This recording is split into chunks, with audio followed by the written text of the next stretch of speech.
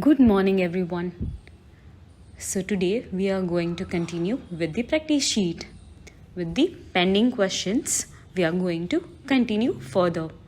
So, today is our last video and last questions in the English portion. So, let us begin with question number 31. We have already done up till 30. हमने already last यानी कि first video में 30 तक already कर लिए थे questions. So now moving further into section C, that is grammar MCQs, question number 31. Up till 30 we are done. 31. The book of Parul, identify the correct possessive form. Now the question itself tells you कि आपको क्या करना है, correct possessive form बताना है. तो मैंने क्या बताया था कि कोई भी चीज़ का जो ऑनर रहता है उसको हमें पॉजेसिव फॉर्म में कन्वर्ट करना रहता है. That is with apostrophe S. If for example 31st में क्या दिया है, द बुक ऑफ पारुल. तो बुक किसकी है, पारुल की. दैट इज पारुल क्या हो गई, ऑनर हो गई किसकी, बुक की. Now Parul is the owner of the book. So now Parul's book. And do remember possessive, these are possessive nouns. So always apostrophe S is used with noun. Alright? So now, the book of Parul. तो book किसकी है, पारुल की. तो ये honour कौन होगी, book की honour कौन है, Parul. That is why the correct option is Parul's book. Parul, that is Parul apostrophe S and book. That is option number B is the correct answer. Next 32. The house of mister John. Again आपको same possessive form बताना है. तो घर किसका है, mister John का. तो घर का ऑनर यानी घर का मालिक कौन हुआ, किसका घर हुआ, मिस्टर जॉन का. सुना, जो भी मालिक होता है, जो भी ऑनर रहता है, उसका नाम पहले उसका पॉजेसिव फॉर्म बनता है. तो यहाँ पे कौन है honour, mister John. Yes, so the correct answer is Mr. John's house. That is Mr. John apostrophe S and house. This is the correct answer, option A. Moving on to option 33. The office of my brother. The office of my brother. तो office किसकी है, मेरे भैया की. Always ask the questions. If you do not get any idea, तो always ask the question first कि office of my brother. तो office किसकी हुई, मेरे भैया की. That is why the owner of the office is my brother. So the correct possessive form of this would be my brother's office. My brother's office. Brother apostrophe S and office. Likewise 34 and 36 you have to do the same. Okay, now moving on, complete each sentence with one of the following. So into bracket, my, mine, our, ours, your, yours, her, hers, their, theirs. So this all are what हमने एक video में सीखा था, पता है. पूरा left side and right side, 2 rows were there.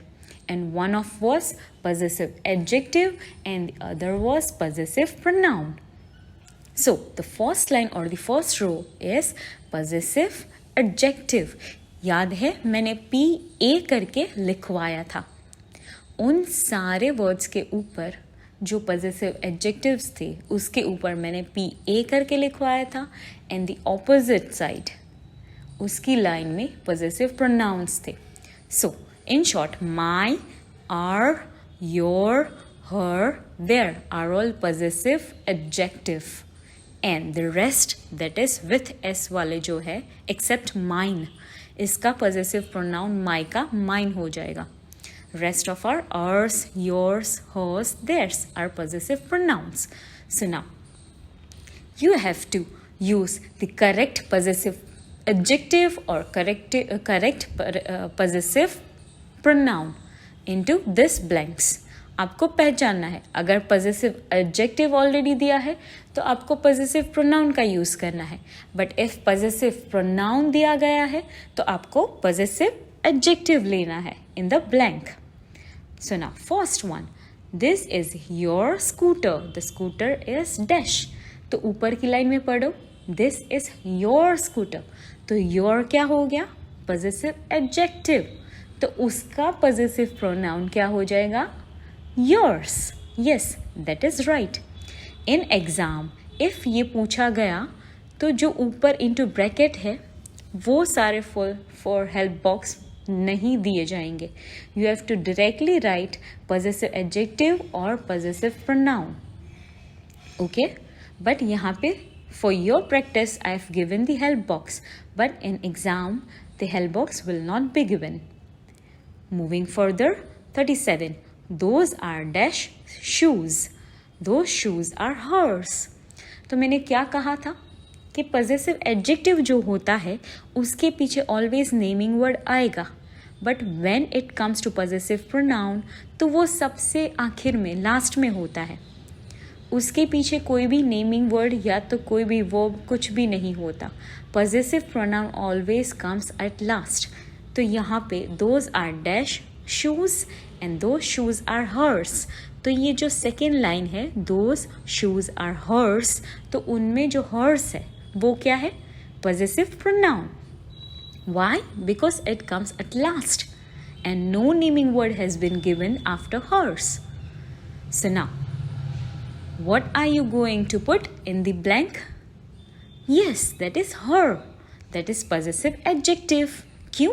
क्योंकि dash के पीछे देखो shoes है और shoes क्या है, naming word. I've always told you after possessive adjective there will be a naming word and over here the naming word is shoes और hers का possessive adjective क्या हो जाएगा, her. So the answer will be her. 38, that is my bottle, the bottle is dash. तो my हो गया possessive adjective. Why? Because after my there is a naming word and into second sentence that bottle is dash. तो that bottle is dash, तो आपको ये तो पता चल गया यहाँ पे पॉजेसिव प्रोनाउन का यूज़ होगा क्योंकि ये सबसे आखिर में है and there is no naming word after blank, तो यहाँ पे पॉजेसिव प्रोनाउन आएगा फॉर श्योर। बट माई का पॉजेसिव प्रोनाउन क्या हो जाएगा, यस, माइन। तो आपको ये रिकॉल करना है, एज आई सेड कि there will be no help box in the examination. Examination में मैं हेल्प बॉक्स नहीं दूंगी, तो आपको माई का माइन होता है, हर का हर्स होता है, आर का अर्स होता है, that you all have to remember. Now next all of like 39 and 40 you have to do the same likewise. Moving on to the question number 40, that is my bag. Question number 41, that is next topic. Riya has a lovely doll. तो आपको क्या करना है, identify the subject. याद है हमने एक topic लिया था, सब्जेक्ट, वर्ब एंड ऑब्जेक्ट। उसमें मैंने आपको सब्जेक्ट पहचानना सिखाया था, वर्ब पहचानना सिखाया था and the object. Again we are going to revise it. Before starting these questions, we are going to revise it. What is subject, what is verb, and what is object? Firstly, subject. Subject क्या होता है? So, subject is the doer of an action. जो action करता है और के जिसके बारे में हम बात कर रहे होते हैं. Okay? The doer of an action. जो action करने वाला बंदा, उसको हम क्या कहते हैं? Subject. या तो जिसके बारे में बात होती है ना, उसको हम सब्जेक्ट कहते हैं। Next is verb. तो वर्ब मैंने ऑलरेडी बताए थे, स्पेसिफाई किए थे।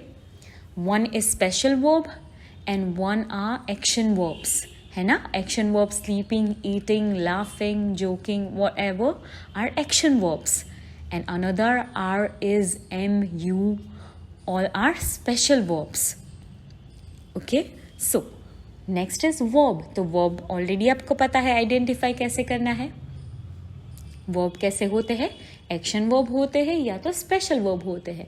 And the rest portion of the sentence और the rest part of the sentence और the receiver of an action is object. Okay, वो क्या हो जाता? वो क्या हो जाता है? ऑब्जेक्ट। तो इन शॉर्ट सब्जेक्ट क्या होता है? एक्शन करने वाला। वर्ब क्या होता है? द एक्शन इटसेल्फ, जो एक्शन होती है वही वर्ब होता है। And last that is the receiver of an action, जो एक्शन रिसीव करता है उसको हम ऑब्जेक्ट कहते हैं। बट यहाँ पे आपको ओनली आइडेंटिफाई करना है only and only subject. Yes, so moving on. 41 Riya has a lovely doll. तो यहाँ पे किसके बारे में बात हो रही है? रिया के बारे में। और the doer of an action, तो कौन एक्शन करने वाला है? रिया। सो सब्जेक्ट क्या बन गया? You only have to identify the subject, the doer of an action, और जो एक्शन करने वाला होता है वो, या तो जिसके बारे में बात हो रही होती है। तो रिया is subject. So the correct answer is Riya. 42 the stars shine at night. The stars shine at night. तो रात को कौन शाइन कर रहा है? The stars. Absolutely right. The stars. So the stars is the subject. So the correct answer is the stars. 43 the shops open at 10 o'clock. तो कौन open होता है? क्या ओपन होता है 10 बजे? किसके बारे में बात हो रही है? दी शॉप्स, दुकानें, है ना? So the subject over here is the shops. Yes, you only have to identify the subject and rest 44 and 45 are the same. But again we are going to clear it out. Because वहाँ पे subject में naming words नहीं है, so may be you all can get confused, so let it clear. 44 boys are doing their homework. Boys are doing their homework. So always ask the question first. If आपको पता नहीं चल रहा है तो अंदर ही अंदर मन में एक क्वेश्चन पूछो कि कौन होमवर्क कर रहा है? तो आंसर इज बॉयज. आपको तुरंत आंसर मिल जाएगा कि बॉयज. तो जो होमवर्क करने वाला होता है, यानी मैंने क्या बोला था? The doer of an action, that is subject, है ना? तो यहाँ पे सब्जेक्ट क्या हो गया? बॉयज. यहाँ पे ना तो लड़के का नाम है ना तो कोई चीज़ का नाम है. So here there are no naming words. इसीलिए मैंने कहा था कि subject can be any. Subject can be any, be it naming word, be it anything. Yes, so over here the subject is boys. 45 we have a dinner at 8:30. तो यहाँ पे आप कैसे आइडेंटिफाई करोगे subject? Yes, how you are going to identify? Again मैंने क्या कहा था, जब आपको पता ना चले तो आप ऑलवेज एक क्वेश्चन पूछो अपने आप से कि कौन डिनर कर रहा है 8:30 को? यस, कौन डिनर कर रहा है? रात को खाना कौन खा रहा है 8:30 को? तो always you are going to get answer, that is we, हम, है ना? हम. तो यहाँ पे सब्जेक्ट क्या हो गया? We. So in short it's not necessary that subject will be in the form of nouns only. Subject सिर्फ नाउन के फॉर्म में और एल्स नेमिंग वर्ड के फॉर्म में आए, it's not necessary. Anyhow you have to identify the subject. The subject can be any. Moving further 46th. Moving further 46th. तो आपको याद है singular verbs and plural verbs मैंने सिखाए थे. तो यहाँ पे singular verbs and plural verbs उल्टे होते हैं. तो अगेन हम रिवाइज करते हैं. सिंगुलर वर्ब्स जो होते हैं वो मैंने कहा था singular verbs, remember singular verbs वो विथ एस और ई एस के साथ होते हैं. सिंगुलर और प्लूरल का टॉपिक दिमाग में मत लाना, don't get confused. I am talking about singular verbs and plural verbs, not singular noun and plural noun.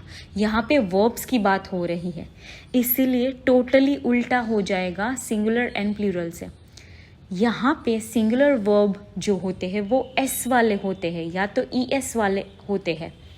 Singular verbs जो होते हैं वो एस से एंड होते हैं या तो ई एस से एंड होते हैं, while plural verb are without s और without e s. Okay, again अगर ये लॉजिक याद नहीं रहता तो मैंने दूसरा लॉजिक बताया था, रिमेंबर, कि अगर वर्ब एस से होता है तो in the blank the next verb will not B with S. दो वर्ड्स बिल्कुल एस के साथ नहीं होते. इफ सब्जेक्ट एस से होता है तो वर्ब बिना एस वाला होगा. If subject is without S, यानी कि सब्जेक्ट अगर एस के बिना होगा तो उसके पास वाला वर्ड जो कि है वर्ब वो विथ एस के साथ होगा. यानी एक एस के साथ होता है तो दूसरा उसके पास वाला बिना एस वाला होगा. बट अगर पहला जो सब्जेक्ट है वो एस वाला दिया रहता है तो उसका पास वाला वर्ब विदाउट एस वाला होगा.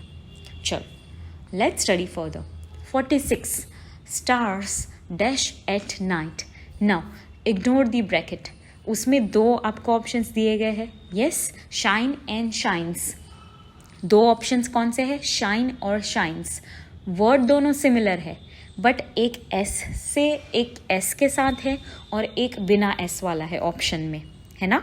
इनटू ब्रैकेट जो आपको दो ऑप्शंस दिए गए हैं उसमें एक एस वाला है और एक बिना एस वाला है.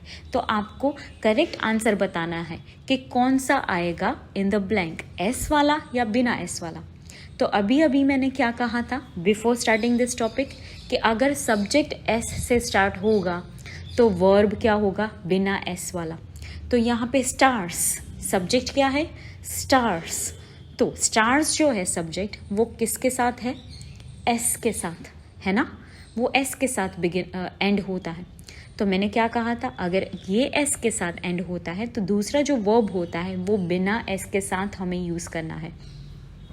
तो correct answer is shine, that is without S. So in the blank it will be, the correct answer will be shine. Stars shine at night. 47 birds dash in the sky. Birds dash in the sky. Again you are going to answer me. Fly आएगा या flies? Do mark birds जो है वो with s है. यहाँ पे subject है वो again s के साथ है. तो verb क्या आएगा? बिना s वाला. That is why the correct option is fly. Birds fly in the sky. 48 mom dash my clothes. Mom dash my clothes. Now over here उल्टा हो गया. सब्जेक्ट बिना एस वाला है, सिर्फ मॉम, उसके पीछे कोई भी एस नहीं है. So the correct answer will be washes. E S वाला हम यूज़ करेंगे क्योंकि जो सब्जेक्ट है वो बिना एस के है, इसीलिए जो वर्ब है वो हम ई एस वाला यूज़ करेंगे. Then the correct option is washes. Mom washes my clothes. Okay? So rest, that is 49 and 50 you have to do on your own. Moving further. 51. Okay?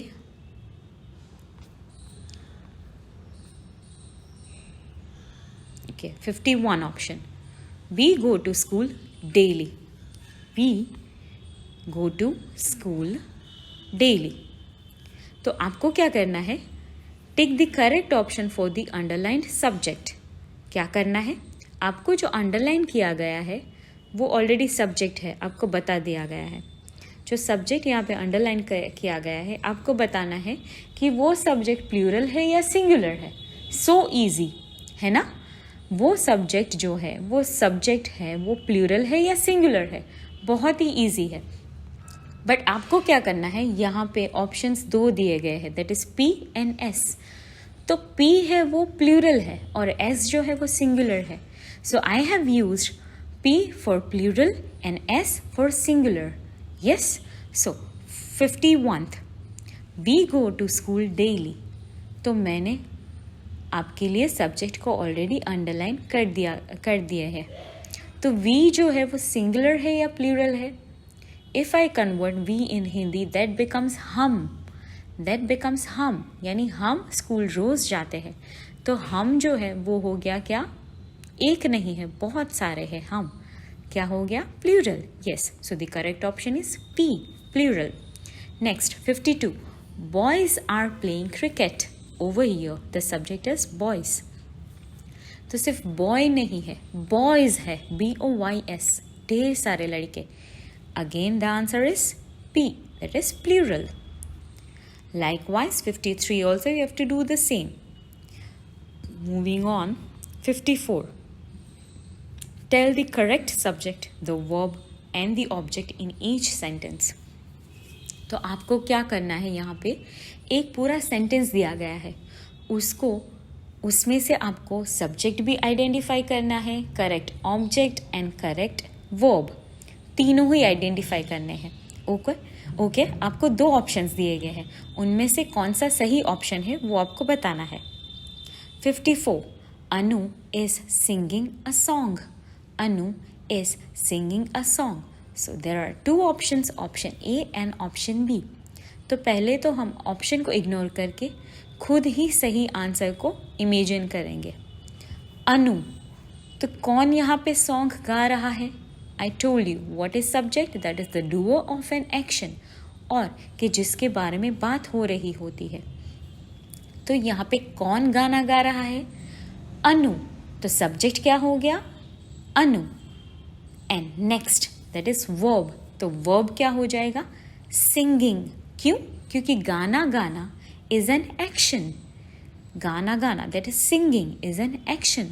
So is singing. I told you it's not necessary कि subject हो, चाहे verb हो, चाहे object हो. It can be in 2 words, more than 1 word. वो सिर्फ एक word में हो वो नहीं नेसेसरी है. It can be in more than 1 word. So is क्या है? वो भी वर्ब है, बट कैसा वर्ब है? Special verb. So is and singing both are verbs. Amongst it one is special verb and one is action verb. So both of them are counted in verb. And the rest portion of the sentence or the rest part of the sentence वो क्या हो गया? Object. So the correct option is option A. Subject Anu, verb is singing, object a song. Likewise you have to complete 55 and 56. दोनों ही same है. Yes, आपको क्या करना है? आइडेंटिफाई करना है subject, verb and object. So easy. Okay, so यहाँ पे हमारा section C that is the grammar MCQs ख़त्म हो गया है. आपको मेक इट श्योर ये अच्छे से रिवाइज कर लेना है, क्योंकि इनमें से ही दैट इज़ सेक्शन सी और section D copy to copy इनमें से ही पूछा जाएगा इन योर एग्जाम्स. तो make sure you are going to score full marks. Yes. Now coming to the last section, that is the essay writing, section D. जो हम composition writing in every grammar के lecture में हम करते थे at last, वही सारे आपके एग्ज़ाम के टॉपिक्स होंगे. यहाँ पे मैंने 4 टॉपिक्स लिए हैं, but in exam I am going to ask any 2, और उन 2 में से भी आपको सिर्फ एक ही सही लिखना है जिस पे आपको कॉन्फिडेंस हो, जिसमें आप फुल मार्क्स स्कोर कर सको. The first essay writing, the topic is my grandmother. किसके बारे में है ये? My grandmother. आपको ऑलरेडी हेल्प बॉक्स दिया जाएगा. The essay would be asked in the form of blanks. आपको सही ऊपर हेल्प बॉक्स में से ऑप्शन उठा के सही ब्लैंक में you have to write it. First, my grandmother is a dash lady. My grandmother is a sweet lady. We call her Dadi Ma. She is 70 years old. She is always very active. She is never idle. Idle का मतलब मैंने क्या बताया था? Idle का मतलब जो बिना काम करे ऐसे ही बैठता है, जो बिल्कुल ही काम नहीं करता, उसको क्या बोलते हैं? Idle. जिसके पास कोई भी काम नहीं होता उसको हम idle बोलते हैं. तो यहाँ पे क्या बताया गया है? She is always very active. She is never idle. मतलब वो ऑलवेज एक्टिव रहती थी, वो कभी आइडल यानी बिना काम के नहीं बैठती थी. She is a kind old lady. She goes to daily temple. She is a good story teller. She tells us many stories. She prays to God all the time. Second topic that is a story. किसकी? The thirsty crow, एक प्यासा कौवा, जिसकी story हमने in brief while on the live session we already have gone through. Still we are going to revise it. In the help box we have already given the options, and appropriate options you have to write down in the blanks. First, the crow is dash. तो कौवा कैसा था? प्यासा that is thirsty. He flies to a dash. वो उड़ के कहाँ पे जाता है? एक गार्डन में. He sees a pot of dash. उसको एक घड़ा दिखाई देता है, बट कैसा घड़ा? पानी से भरा हुआ. He sees a pot of water. There is some water in the pot. The crow can't reach the water. Can't reach मतलब वो पानी तक पहुंच नहीं पाता. उसकी जो चोंच है वो पानी तक नहीं पहुंचती. He sees some pebbles on the ground. Pebbles are stones, little stones, छोटे छोटे stones जो ground पे पड़े रहते थे. That is pebbles. He puts them into the pot. फिर वो क्या करता है? वो pebbles को उठा के pot में डाल देता है.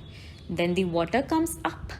तो वो pebbles के वजन से पानी ऊपर आने लगता है. The crow drinks the water and flies away. फिर कौवा क्या करता है?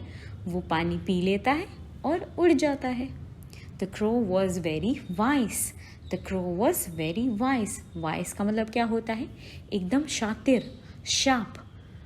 Okay, moving on to the next topic, that is our teacher. Already आपको options help box में दिए गए हैं. Let's move on. Miss Namita is our teacher. She is young woman. She is 30 years old. She is a good teacher. She teaches us English. She loves the children. The children love her. She is never angry. Angry का मतलब क्या होता है? गुस्सा होना, यानी कि गुस्सा करना. She is always smiling. She is an ideal teacher. Now, again I am going to repeat it. Idle and ideal are two different words. Even the pronunciation are also different. The one has been pronounced as idle and the another is ideal. Idle, that goes to the woman who is always free or who don't have work.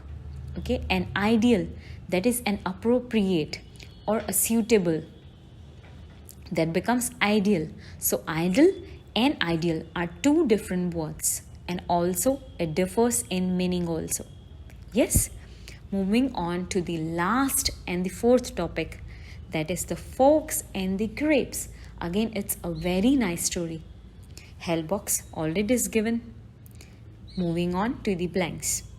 One day a dash feels hungry. किसको भूख लगी थी? Fox को. That is लोमड़ी. He goes to a garden. He sees grapes hanging from a vine. Again, a vine क्या हो गया? Grapes का पेड़. He jumps to reach the grapes. वो क्या करता है? एकदम जंप करता है grapes को पाने के लिए. The grapes are hanging very high. But जो grapes थी, hanging मतलब लटकती हुई. जो grapes वो लटक रही थी बहुत ही ऊपर, एकदम high. The fox cannot reach them. Again जो fox है, लोमड़ी है, वो वहाँ तक नहीं पहुँच पा रही थी. He tries again and again. वो again and again वापस से try करता ही रहता था. बारी बारी कोशिश करता रहता था. He fails every time. But फिर भी हर टाइम वो नाकामयाब हो जाता था. He says, these grapes are sour. These grapes are sour. Sour that means खट्टी. I should not eat them. मुझे ये नहीं खानी चाहिए. Then the fox goes away from the garden. फिर fox क्या करता है? वो चला जाता है garden में बिना ही grapes खाए. So that was all for the day. हमारी प्रैक्टिस शीट यहाँ पे ख़त्म होती है. But make sure you all must go through this entire practice sheet and make sure you score very good in your exam. If not, then also it's okay. But try to revise all the topics from the semester 2. Yes? So, all the very best and complete your practice sheet. Have a nice day.